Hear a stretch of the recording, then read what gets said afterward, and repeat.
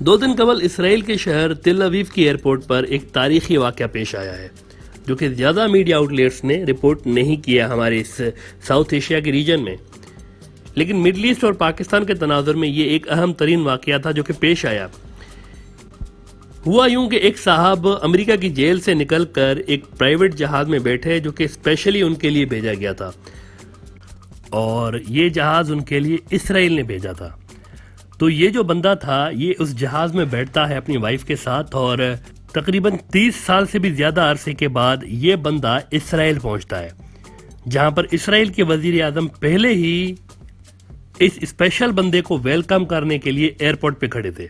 ہم نے آپ کو پچھلے ایپیسوڈ میں یہ بتایا تھا کہ اسرائیل میں 2 سال میں تیسری مرتبہ حکومت گر چکی ہے، لیکن جب تک نیا پرائم منسٹر نہیں آتا وہاں پر نیتن یاہو ہی پرائم منسٹر رہے گا اسرائیل کے قانون کے مطابق۔ تو اس پراسرار بندے کو لینے کے لیے نیتن یاہو خود ایئرپورٹ پر پہنچا ہوا تھا۔ جو ہی یہ شخص جہاز سے نکلا، اس نے سب سے پہلا کام یہ کیا کہ جھک کر اس نے اسرائیل کی زمین کو چوما اپنے ہونٹوں سے، اور اس کی زبان سے یہ کلمے نکلے تھے کہ یہ وہ زمین ہے جہاں پر ہمارا مسیحا آئے گا۔ اس کے بعد اس شخص کی جو بیوی تھی اس نے اسرائیل کی زمین کو چوما، اور اس کے بعد اسرائیلی پرائم منسٹر نیتن یاہو اس کو یہ کہتے ہوئے اسرائیل کا آئیڈینٹی کارڈ دیتے ہیں کہ تم اب اپنے گھر اسرائیل آ چکے ہو اور اب تمہاری زندگی کا نیا چیپٹر شروع ہونے جا رہا ہے۔ اس کے بعد اس شخص کو ایک اسپیشل سیکیورٹی میں ایک نامعلوم مقام پر لے جایا جاتا ہے، اور اس کے لیے اسرائیل کی جانب سے کافی بڑی رقم ایز اے الاؤنس بھی مقرر کر دی جاتی ہے۔ آپ سوچ رہے ہوں گے یقیناً کہ آخر یہ بندہ ہے کون، اور اسرائیل اس بندے کے لیے اتنا کچھ کیوں کر رہا تھا؟ تو جناب اس شخص کا نام تھا جوناتھن پولارڈ، اور یہ ایک امریکی یہودی تھا جو کہ امریکہ کی نیوی میں ان کا جو انٹیلیجنس کا شعبہ تھا اس میں اعلیٰ عہدے پہ کام کر رہا تھا، اور آج سے تقریباً 30-35 سال پہلے یہ وہاں پر کام کر رہا تھا۔ اس کے بعد یوں ہوتا ہے کہ امریکی انٹیلیجنس کے لیے کام کرتے کرتے اس بندے کی ملاقات ایک دن موساد جو کہ اسرائیل کی خفیہ ایجنسی ہے اس کے لوگوں کے ساتھ ہو جاتی ہے، اور یہ ان سے کہتا ہے کہ میں ہوں تو امریکی شہری، امریکی سٹیزن شپ ہے میرے پاس، لیکن چونکہ میں ایک یہودی ہوں اس لیے میری روح اسرائیلی ہے اور وہی میرا اصلی ملک ہے، اور اس لیے میں امریکہ کے لیے کام نہیں کرنا چاہتا، میں اسرائیل کے لیے کام کرنا چاہتا ہوں، وہاں کی انٹیلیجنس ایجنسی کے لیے کام کرنا چاہتا ہوں۔ تو جناب اس کے بعد پھر یہ ہوتا ہے کہ اس بندے نے کئی سال تک اسرائیل کو وہ انفارمیشنز دیں جو کہ امریکہ اسرائیل کو نہیں دینا چاہ رہا تھا، یعنی ٹاپ سیکریٹ انفارمیشنز تھی، اور وہ صرف امریکہ کے لیے تھیں، لیکن وہاں سے نکل کر اسرائیل کے پاس آ گئیں، اور اس انفارمیشن کی بنیاد پر اسرائیل نے کئی کامیاب کارروائیاں کر کے امریکہ کو بھی حیران کر دیا تھا کہ آخر اسرائیل کی انٹیلیجنس اتنا آگے کیسے پہنچی ہوئی ہے، ہم سے بھی آگے پہنچی ہوئی ہے، یعنی جو انفارمیشن صرف ہمارے پاس ہے وہ اسرائیل کے پاس کیسے آ رہی ہے۔ اس پہ امریکی بھی حیران تھے۔ ایک چھوٹا سا اس کا نمونہ اس چیز سے لگا لیں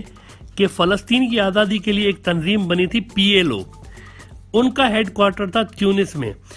اس کے بارے میں، اس ہیڈ کوارٹر کی لوکیشن کے بارے میں سوائے امریکہ کے کوئی نہیں جانتا تھا، لیکن ہوا یوں کہ اسرائیلی جو جہاز تھے انہوں نے اس ہیڈ کوارٹر کو اڑا دیا اور امریکیوں کو انہوں نے شاک کر کے رکھ دیا، اور یہ انفارمیشن اسرائیل کو جوناتھن پولارڈ اسی بندے نے دی تھی جو کہ اب اسرائیل میں لینڈ ہوا تھا۔ اس کے بعد جو اہم ترین انفارمیشن جوناتھن پولارڈ نے اسرائیل کو امریکہ سے چرا کے دی تھی ان میں سے پاکستان کے نیوکلیئر پلانٹ کے متعلق بھی معلومات شامل تھیں جو کہ 1984-1985 میں اس نے مہیا کی تھی۔ اس وقت امریکہ کو معلوم تھا کہ پاکستان تیزی کے ساتھ اپنا نیوکلیئر جو ان کا پروگرام ہے اس کو آگے بڑھا رہا ہے، لیکن امریکہ اسی لیے پاکستان پر زیادہ دباؤ نہیں بنا سک رہا تھا اس کو روکنے کے لیے، کیونکہ تب افغانستان میں سوویت یونین آ کر بیٹھا ہوا تھا، اور سوویت یونین ظاہر سی بات ہے امریکہ کے پیرالل ایک دوسری سپر پاور تھی دنیا میں، تو اس کو ہر حال میں ڈاؤن کرنا تھا امریکہ نے، اور اس کے لیے افغانستان کے اندر امریکہ کو پاکستان کی مدد چاہیے تھی۔ پاکستان کے بنا امریکہ سوویت یونین پہ حاوی نہیں آ سکتا تھا افغانستان کے اندر، اسی لیے نہ چاہتے ہوئے بھی امریکہ یہ کڑوا گھونٹ پیتا رہا کہ پاکستان نیوکلیئر اپنے پروگرام پہ کام کر رہا تھا تیزی کے ساتھ، لیکن امریکہ اپنے کانگریس کو یہ بتاتا رہا کہ پاکستان کا جو نیوکلیئر پروگرام ہے یہ صرف بجلی بنانے کے لیے اور سیویلین مقاصد کے لیے ہے۔ البتہ یہ بھی ایک اہم بات ہے کہ خود امریکہ کو بھی مکمل علم نہیں تھا اس وقت کہ پاکستان کی نیوکلیئر پروگرام کی لیول آخر ایگزیکٹلی ہے کیا۔ تاہم اسرائیل کی یہ شدید خواہش تھی کہ کسی صورت پاکستان نیوکلیئر پاور نہ بن سکے اور مسلم دنیا میں کوئی بھی نیوکلیئر پاور نہ ہو، کیونکہ اگر پاکستان نیوکلیئر پاور بن جاتا ہے تو اس کی عربوں کے ساتھ اچھے ریلیشنز تھے بہت زیادہ،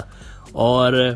پھر یہ جو پاکستانی ایسٹس ہیں نیوکلیئر یہ پھر اسرائیل کے خلاف استعمال ہونے کا بھی خدشہ اسرائیل امریکہ کو ظاہر کرتا رہا۔ اس کے بعد یہ جو ایجنٹ تھا جوناتھن پولارڈ، اس کی دی گئی انفارمیشن کی وجہ سے اسرائیل نے جیسے عراق کا نیوکلیئر پلانٹ انہوں نے حملہ کر کے تباہ کر دیا تھا، ویسے ہی انہوں نے پاکستان کی نیوکلیئر پلانٹ کو بھی ختم کرنے کا منصوبہ بنایا ہوا تھا، لیکن ان کا وہ منصوبہ کامیاب نہیں ہو سکا تھا۔ 1987 میں امریکہ نے بالآخر اپنے اس جاسوس کو گرفتار کر لیا تھا اور اس پر الزامات ثابت ہو گئے تھے کہ امریکی شہری ہونے کے باوجود اور امریکی نیوی میں انٹیلیجنس اینالسٹ کے اہم عہدے پر کام کرنے کے باوجود اس شخص نے اسرائیل کے لیے کام کیا اور ان کو وہ انفارمیشنز دیتا رہا کئی سال تک جو کوئی اس کو نہیں دینی چاہیے تھی۔ اس کو پھر 1987 میں عمر قید کی سزا ہوئی تھی امریکہ کے اندر۔ تب سے لے کر اسرائیل نے بڑی کوششیں کی کہ اس بندے کو کسی طرح امریکہ سے چھڑا کر اسرائیل لایا جائے، لیکن یہ ساری کوششیں ناکام رہیں۔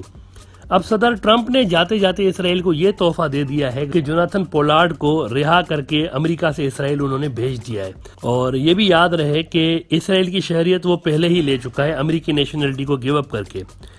صدر ٹرمپ نے یہ کام اس لیے بھی کیا ہے کیونکہ جو بائیڈن جو کہ جنوری میں نئے امریکی صدر کا عہدہ سنبھالنے والے ہیں، ان کے خیالات اسرائیل کے اس جاسوس کے بارے میں بہت ہی سخت رہے ہیں۔ حتیٰ کہ 2011 میں جب براک اوباما صدر تھے اور وہ ان کو رہا کرنے کا سوچ رہے تھے، تب امریکہ کے وائس پریزیڈنٹ جو بائیڈن تھے، جی ہاں وہی جو بائیڈن جو کہ اب صدر بننے والے ہیں۔ تو جو بائیڈن کے الفاظ تھے، انہوں نے براک اوباما کو یہ کہا جب براک اوباما اس بندے کو چھوڑنا چاہ رہا تھا، تو جو بائیڈن نے ان کو کہا کہ over my dead body are we going to let him out before his time? If it were up to me, he would stay in jail for life. یعنی اگر میرے بس میں ہوتا تو میں تو اس کو پوری زندگی جیل کے سلاخوں کے پیچھے رکھتا، کیونکہ اس نے امریکہ کے ساتھ غداری کی ہوئی ہے۔ اور براک اوباما کو اتنے سخت الفاظ جو بائیڈن نے کہے کہ میری لاش کے اوپر سے آپ اس کو رہا کریں گے، ہرگز میں اس کو رہا کرنے نہیں دوں گا آپ کو۔ لہذا یہ بات تو طے تھی کہ جو بائیڈن کے دور میں ان کو کبھی بھی رہائی نہ ملتی، اسی لیے ٹرمپ نے جاتے جاتے اس کو اسرائیل کو گفٹ کر دیا۔